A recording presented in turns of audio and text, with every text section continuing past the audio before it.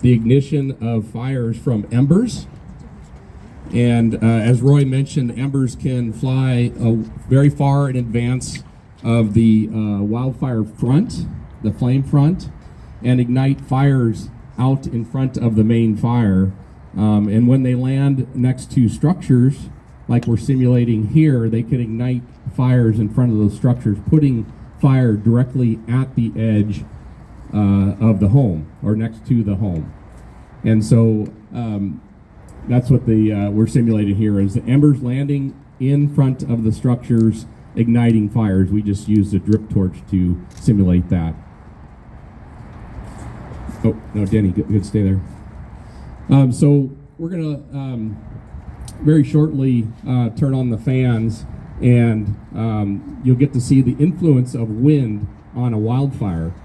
And wind is the single biggest component that causes extreme wildfire behavior and loss of structures. When we have a hot day, a windy day, and particularly a windy day, then you have a recipe for a wildfire to be pushed from where it starts into a community and can burn through the community really quickly, going from structure to structure. So what we're going to do is go ahead and turn on the fans.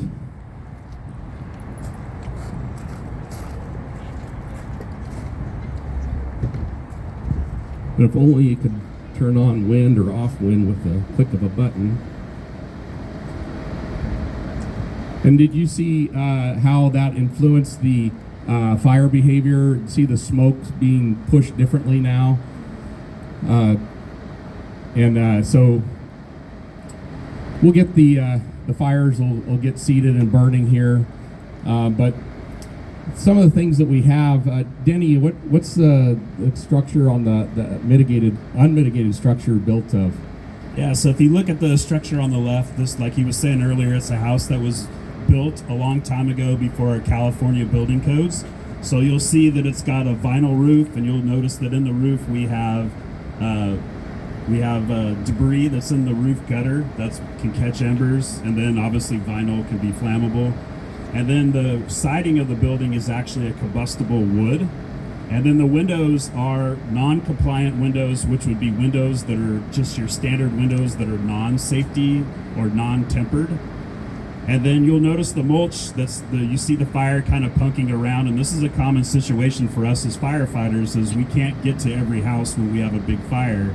And you can have a fire slowly punk around in your mulch that's right next to your house that got there because of embers. So as Denny pointed out, if a fire company is able to go to a structure and defend it, they do a tremendous job. And everything that the homeowner can do in advance of the fire by preparing their structure, like the mitigated structure on the right here, helps the firefighters do their job better at the house. But the firefighters' first priority is life safety. And so what we've seen a lot of times when fires impact communities is we have a lot of evacuation issues. And so their first priority is helping the population of that community get out of the harm's way. And while they're doing that, they're not able to defend structures. And so the fire just continues to burn through the community unmitigated.